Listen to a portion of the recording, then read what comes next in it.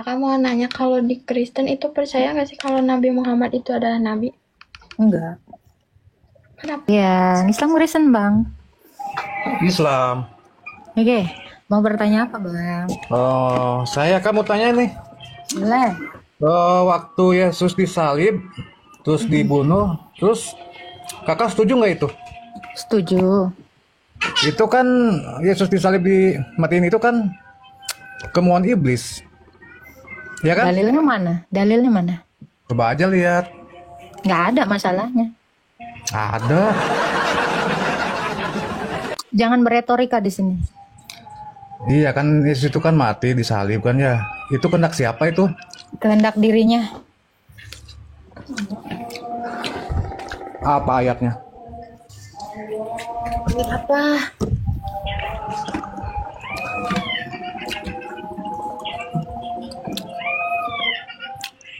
Coba lihat ayatnya di mana itu? Untuk kemauan sendirinya. Oke, kamu bisa baca di Matius 26 ayat 39. Maka ia maju sedikit lalu sujud dan berdoa katanya, "Ya Bapa, jikalau sekiranya mungkin biarlah cawan ini lalu daripadaku, tetapi janganlah seperti kehendakku melainkan kepada kehendakmu." Tuh. Itu ya, Pak. Maksudnya apa itu kok nggak tertera Itu dia. kemauannya? Iya, kehendak dia. Coba. Kehendak siapa? Ada nggak tulisan Yesusnya? Ada. Maka ia maju sedikit dan Iya, berdoa siapa? katanya, "Ya Bapa." Ia di sini adalah Yesus. Iya, Bapak itu siapa? Bapaknya lah. Kan dia Yesus. anak Allah. Ya Oh, bapaknya berarti Allah. Yesus itu anaknya Allah. Iya. Nah, berarti Yesus itu bukan Tuhan ya? Hubungannya anak Allah dengan Tuhan apa? Ya kan bapaknya kan Bapak yang di surga. Mm-mm. Ya kan? Yesus itu anak Allah, bapaknya Allah. Hubungannya nggak ada Tuhan di mana? Nggak, bukan Tuhan di mana? Anaknya Allah, bapaknya Allah. Terus hubungannya dengan nggak Tuhan apa? Itu kan Yesus berdoa. Ada Allah ke Bapak Allah ke Bapak Allah. Nah, Mana ada Bapak Allah? Allah apa? Bapa. Allah Bapa. Nah, kok Yesus berdoa ke Bapak Allah? Maksudnya gimana itu? Mana ada Bapak Allah? Nggak ada Bapak Allah. Iya, itu yang maksudnya kakak itu apa? Apa? Ya kamu aja ngomong belepotan. Gue lagi makan ini. Bukan. Nggak ada yang bilang Bapak Allah di sini. Allah Bapa. Nah, Nah, Allah Bapa itu siapa? Allah itu adalah Bapa. Bukan Yesus, bukan? Yesus itu firmannya Bapa. Berarti Yesus bukan Tuhan dong. Tuhan. Berarti Yesus bukan Tuhan. Tuhan. Wah, kok Oke, sekarang saya tanya, kamu manusia? berdoa kepada Bapa, Yesus berdoa kepada Bapa. Bapa Oke, Allah. kamu manusia. Kamu manusia. Aneh toh. Iya, kamu Yesus manusia berdoa. nggak? Aku berdoa sama ibu, semoga ibu dimasukkan surga. Nggak, kamu Aku berdoa manusia sama nggak? Yesus Bapa. Semoga Kamu Bapa manusia nggak? Manusia dong. Oke, namanya Asep. Iya dong. Oke, sekarang saya tanya, suara Asep itu manusia nggak? Ya bukan. Berarti apa dong? Suara Asep apa? Hantu. Ya suaranya suara. Loh, suara apa? Suara apa? Nggak mungkin ku bilang suara jangkrik. Suara Asep tuh. Ya terus? Hubungannya apa hubungannya? Ya, hubungannya adalah Asep dengan suaranya itu berbeda. Makanya Asep suka ngomong sendiri, ya. Lu lagi ngobrol sama badan lu, pernah kan?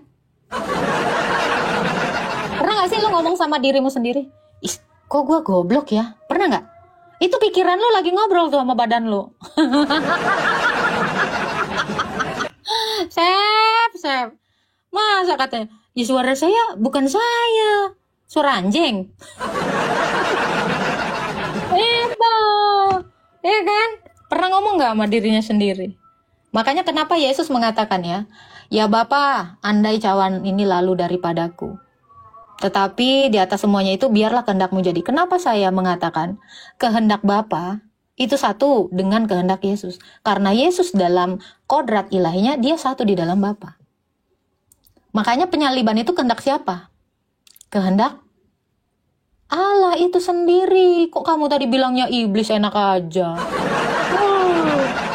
Tuh, saya akan menjawab pertanyaan kamu, apapun ceritanya. Jadi narasi kamu yang mengatakan itu kehendak iblis, salah. Iya kan? Ya, paham sampai situ? Jadi besok-besok jangan bernarasi liar. Paham ya, Sep? Jadi jangan lagi menyamakan Allah di dalam kitab saya seperti Allah kalian. Karena Allah di dalam kitab saya itu adalah Bapa. Bapa yang punya anak. Gak usah disama-samain. Oke? Oh, Islam Kristen, Ama. Islam. Oke, mau nanya apa, Ama? Kakak mau nanya, kalau di Kristen itu percaya nggak sih kalau Nabi Muhammad itu adalah Nabi? Enggak. Kenapa? Ini, Kak. Karena ini, Kak. Ya. Iya, memberitakan firman-Nya kepada Yakub, ketetapan-ketetapannya dan hukum-hukumnya hanya kepada Israel. Ia tidak berbuat demikian kepada segala bangsa. Hukum-hukumnya tidak mereka kenal. Haleluya. Karena firman-Nya Allah kami itu, dia hanya berikan kepada Israel. Dia tidak berikan kepada orang Arab. Itu. Jadi orang Israel itu sama orang Kristen itu nggak ada yang percaya. Kan rasul-rasul kami itu kan. Nabi terakhirnya siapa? Kenapa? Nabi terakhir kami itu adalah Nabi Yohanes. Nabi Yohanes yang matinya dipenggal lehernya oleh Pada Yesus itu gimana? Kan kalau di Gimana Islam apanya itu tuh? ibadahnya dengan sholat ya. Kalau di Kristen ibadahnya gimana? Sembayang. Oh, cara Orang Kristen itu sembayang jam 12 siang. Ya, terutama saya orang ortodok. Sembayang jam 12 siang karena Yesus disalib jam 12 siang. Kami juga sembayang jam 3 sore karena Yesus itu menyerahkan nyawanya mati di kayu salib pukul 3 sore. Pukul 6 sore maghrib. Ya. Kami juga sembayang karena Yesus itu diturunkan dari kayu salib dan mempersiapkan penguburannya. Lalu jam 8 malam mengenang Yesus itu tertidur di dalam kubur. Jam 12 malam Yesus itu menyuruh kami berjaga-jaga sebab hari kiamat itu seperti pencuri tengah malam. Lalu jam 6 pagi, subuh lah ya, sebelum matahari terbit, ya kami juga sembayang karena Yesus itu bangkit pagi-pagi sekali. Lalu jam 9 pagi, kami juga sembayang karena Roh Kudus itu turun jam 9 pagi. Nah, jadi kami itu sembahyangnya 7 waktu. Orang Kristen. Jadi ada dasarnya. Gitu. Delay? Masa sih delay? Oke, masih delay nggak? Gitu, Kak Ama. Jadi orang Kristen itu dalam satu hari 7 kali sembayangnya. Lalu kami juga ada sembayang-sembayang lain. Seperti jam 7, ini puasa Prapaskah, kami juga sembayang. Lalu kami itu, puncak dari perayaan kami itu adalah hari Minggu. Kami itu melakukan Ekaristi. Gitu. Makanya orang Kristen itu banyak yang ke gereja. Terus kalau itu disalib buat apa, Kak? Buat menebus apa? Kalau disalib itu Yesus bukan mau menebus, ya. Tapi Yesus itu disalib supaya manusia ini diperdamaikan dengan Allah dengan cara menjadi kurban. Nah, selain dia menjadi kurban, dia juga turun ke dunia orang mati. Supaya Adam diselamatkan, Hawa diselamatkan, Musa diselamatkan, Abraham diselamatkan. Kan Tuhan Yesus ini janji akan menyelamatkan seluruh nabi-nabi. Makanya dia mati itu mau menyelamatkan orang-orang di perjanjian lama. Yang setelah dia inkarnasi mau diselamatkan semua dan dibawa ke Firdaus. Sekalian dia menyatakan diri bahwa dia adalah Tuhan atas orang hidup dan atas orang mati. Gitu. Jadi tujuan Tuhan Yesus itu disalibkan dan mati itu supaya dia menolong yang masih hidup dan menolong yang sudah mati. Gitu.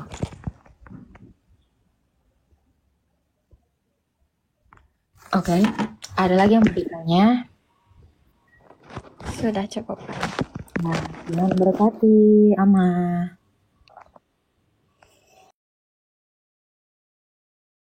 Islam Kristen, Pak Sugar. Islam. Jangan Pak Sugar, ada yang mau ditanya. Ada 2 pertanyaan. Setelah itu saya nunggu di bawah boleh? Oke, silakan. Ya, pertanyaan pertama, kalau ada orang Islam kan kalau ada kabar duka, itu kan membaca innalillahi atau artinya itu kan ciptaan manusia, kan hakikatnya kan ciptaan Tuhan dan pasti akan kembali kepadanya. Innalillahi wa inna ilaihi rojiun. Kalau orang pengikut Kristus itu apa? Kalau dengar berita duka, Kekalah kenangannya. Kalau ada bagaimana? yang meninggal, kalau ada yang meninggal itu kekalah kenangannya. Tapi Pak, apa innalillahi wa innalillahi rojiun? Artinya apa? Artinya manusia adalah ciptaan Tuhan dan akan kembali kepadanya. Kurang lebih gitu. Dari Allah kembali ke Allah gitu kali ya? Iya, jadi manusia hakikatnya ciptaan Allah dan akan kembali kepadanya. Itu aja sebenarnya. Kembali kepadanya ini maksudnya Kepada Allah ya. Tuh, manusia kan dari tanah. Apakah Allah dari tanah? Ya, ya intinya kan karena si sang pencipta adalah Allah gitu. Kalau tanah kan media, sebuah media. Mungkin gitu. Ya. Terus pertanyaan kedua, Boleh. setelah itu saya turun, saya nunggu di bawah aja. Oke. Ah, semua agama, setahu saya Islam itu kan banyak sekali aliran. Konon kabarnya bisa lebih dari 73 golongan dan sebagainya dan sebagainya. Kalau di Kristen kan ada pengikut Tuhan Yesus kan ada banyak aliran, ada Kristen Protestan, ada Katolik, ada Ortodok dan sebagainya. Itu dari sejarahnya kenapa kok begitu juga banyak aliran? Ya, Mohon kalau dijelaskan. secara iman Kristen itu nggak ada banyak aliran. Kristen itu cuma satu. Murid-muridnya Yesus itu cuma hanya satu. Dan kalau pada akhirnya sekarang terpecah banyak, ya karena orangnya sendiri yang ingin memecahkan diri atau ini. Tapi sejak semula gereja itu cuma satu. Gereja itu cuma satu. Nah, kalau di dalam Quran kan Allah sendiri kan dengan dalilnya mengatakan akan terpecah jadi 70 berapa golongan gitu ya kan? 72 golongan. Bisa lebih Kalau di sebenarnya. dalam iman kami enggak, gereja itu cuma satu. Nah, kenapa pada akhirnya berpisah? Ya, ada banyak. Ya karena orang-orangnya aja pengen memisahkan diri. Jadi sejak semula gereja itu hanya satu. Bukan karena pemahaman yang berbeda. Iya, kalau dia pemahamannya beda tidak seperti pemahaman Rasul, makanya dia memisahkan diri. Yang tetap berpegang teguh kepada ajaran Rasul, itulah gerejanya Tuhan Yesus. Oh, gitu. Mm-mm. Nah, seperti Kristen Protestan tuh apakah memang terlalu banyak protes atau bagaimana? Nggak tahu. Kenapa disebut Kristen Protestan? Nggak. Protestan itu dari kata protestanium, ya, artinya mengimani kesaksian. Apa artinya bukan protes. Protestan itu bukan itu artinya, Pak, ya. Ini banyak yang salah paham ya. Ini aku cariin ya di Google ya. Bukan itu sih, setahu aku Protestan itu artinya. Itu dari 2 kata ya. Pro dan testenium. Jadi pro itu setuju atau mengakui, testenium itu adalah kesaksian. Jadi bukan kebanyakan protes gitu. Protestamen ya gitu. Jadi itu bukan karena kebanyakan protes. Oh, gitu. Ya. Jadi teman-teman yang di bawah juga mungkin perlu diketahui bahwa saya ini hanya bertanya, tidak masuk ranah dogmatis. Saya hanya bertanya mengenai sejarah atau keyakinan setiap agama. Jadi pada dasarnya saya sendiri sangat menghargai setiap dogma setiap agama. Jadi saya tidak pernah masuk ke dalam terlalu dalam sampai mencampuri seperti itu. Iya, nggak Ya. apa-apa. Ini Jadi juga teman-teman yang di bawah juga. Jadi ini hanya sebuah pengetahuan. siap. Jadi teman-teman yang di bawah juga ya, kita itu harus mengerti etimologi dari kata Protestan ya. Jadi memang benar ya, protestamen, protestamen ya. Pro itu diartikan memihak atau memilih. Testanum atau testament itu sendiri itu artinya perjanjian. Kalau hakikatnya Kristen Ortodok itu bagaimana tuh Kak Agatha? Kristen Ortodoks itu dari kata ortos dan doxa. Ortos artinya lurus, doxa artinya ajaran. Jadi Ortodoks itu adalah ajaran lurus atau ajaran Tuhan. Makanya di dalam Kisah Para Rasul 9 juga dikatakan ya, bahwa murid-murid itu tadinya disebutnya adalah pengikut jalan Tuhan nih kalau kita baca ya. Karena Tuhan itu adalah jalan yang lurus. Ini di Kisah Para Rasul 9. Ya. Sementara itu hati Saulus berkobar-kobar untuk membunuh murid-murid Tuhan. Ia menghadap imam besar dan meminta surat kuasa kepada rumah-rumah ibadat di Yahudi di Damsik supaya ia menemukan laki-laki dan perempuan dan mengikuti jalan Tuhan. Nah ini, untuk menangkap mereka. Jadi murid-murid Yesus itu tadinya pengikut jalan Tuhan namanya. Lalu mereka diolok-olok di Antioquia. Setelah diolok-olok karena yang diikuti ini adalah Kristianos, maka orang Antioquia mengatakan mereka adalah Kristianos. Yang diikuti ini Kristos. Makanya orang yang mengikuti Sang Kristos tadi adalah yang diurapi tadi atau Almasih. Maka orang-orang Antioquia menyebut mereka jadi Kristianos atau pengikut Kristus. Oh, baik. Baiklah, nambah pengetahuan. Adakah ini saya udah disuruh turun itu Bapak ini ada? Enggak apa-apa Pak. Sebenarnya dia ini orangnya orang lama. Sebenarnya aku udah tahu. Nambah aja deh Kak, kata satu. Adakah setiap orang Kristen itu pengikutnya begitu fanatik karena terpengaruh oleh budaya lokal? Ada nggak contoh seperti itu? Kalau di Indonesia kan selama ini kan kalau saya lihat umat beragama cukup toleran karena terlalu sudah banyak agama. Mau nggak mau memang harus toleransi daripada ada kegaduhan dan sebagainya. Adakah di negara-negara lain yang cukup radikal Kristennya karena budaya lokal, terpengaruh oleh situasi dan keadaan lokal? Bisa dicontohkan? Kalau sekarang nggak ada ya. Semua orang itu lebih pada menjaga perdamaian dunia. Gitu. Tapi saya nggak pernah tahu sih ada yang intoleran ya. Di luar negeri terutama ya, yang saya tahu sih toleran ya. Yang intoleran itu justru di Indonesia. Yang sejauh yang saya tahu ya di Australia tempat saya juga orangnya toleran semua kok. Nggak ada yang intoleran gitu. Justru yang intoleran tuh di daerah-daerah, tapi nggak seluruh Indonesia ya. Biasanya itu di pelosok-pelosok yang di kampung-kampung yang masih fanatismenya tinggi sekali. Gitu. Di negara-negara maju toleransi kan karena mereka tidak mau masuk ke dalam dalam keseriusan beragama sebenarnya. Bukan menjaga perdamaian dunia juga. Ya makanya kan ada beberapa bangsa yang sebenarnya ada ya yang intoleran ya. Contohnya Yaman. Arab kurang nggak sih? Apa yang satu lagi tuh loh?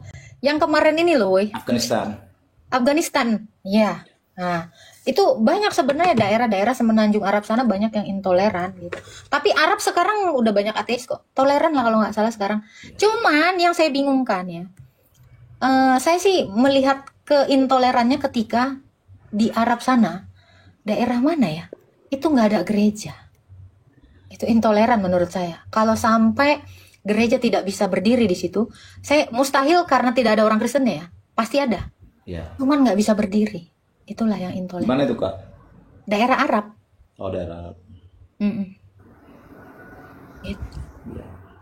Korea Utara itu nggak bisa kita bilang negara intoleran atau toleran ya, karena nggak ada agamanya. Kalau bicara toleransi itu kan toleransi antar umat beragama. Kalau di sana kan nggak ada agama ya, ya karena Tuhannya kan si itu Kim Jong Un. Nggak ada agama di sana. Gitu. Jadi kalau yang bilang Korea Utara enggak ya. Korut itu apa sih? Namanya apa ya? Komunis ya? Iya nggak sih? Nggak tahu lah aku. Koreksi ya kalau salah ya. Bukan. Dia punya aturan sendiri kalau Korea Utara itu. Dia kan saya rasa ada Kristen di sana ada. Tapi Kristen itu nggak ini. Walau ada gereja berdiri di sana, tapi itu cuman apa ya? Kalau aku bilang ya formalitas biar terkesan toleransi gitu. Tapi mereka memang kebanyakan ya itu bertuhankan presidennya. Ya. Itu tirani sih menurut aku. Tirani di atas tirani itu. Terima kasih Agatha ya. Siap. Saya dukung channel Agatha karena menurut saya kenapa saya harus mendukung channel-channel Kristen? Karena saya mendukung Islam juga Islam sudah besar. Jadi supaya berimbang saja. Jadi ya saya mulia sekali. biar harmonis ya, Ya, 50-50 ya. saya harus bicara objektif. Yang harus dibela itu yang minoritas. Kalau yang mayoritas sudah besar, ngapain dibela? Artinya, biarlah masyarakat atau pendengar itu memilih mana yang benar, gitu. Menurut versinya masing-masing, gitu loh. Benar untuk saya belum tentu benar untuk orang lain. Betul. Ini kan dari perspektif pribadi Pak Sugar Ya, ya. karena saya bicara objektif, karena kan banyak orang yang hanya faktor ikut-ikutan. Jadi orang pindah dari agama satu ke satu yang lain itu adalah panggilan Tuhan, panggilan keyakinan buat saya. Jadi Pilihan lah ya, pilihan. pilihan itu pilihan.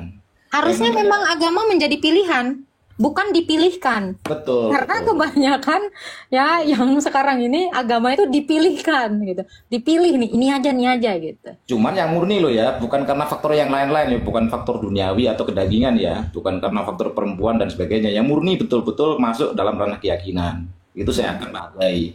Kalau umpamanya masuk agama tertentu karena faktor duit, karena faktor bisnis, karena faktor cewek, karena faktor istri, itu mungkin berbeda lah. Beda. Gitu. Saya dukung channel Kak Agatha supaya sehat selalu ya. Amin amin. Oke, Makasih, terima Pak. kasih. Ya Tuhan berkati Pak. Selamat berarti, selamat siang. Ya. Bukan Wafi. Oh, bukan. Bapak ini beberapa kali kok. Kemarin juga pernah masuk sini, tapi dia bukan Wafi, bukan. Jangan kalian paksa dia jadi Wafi. Dia bukan Wafi. Ini kadang-kadang ya. Oten juga sengke butut gitu. Orang dibilang bukan si Wafi. Kalian jangan maksa, boy.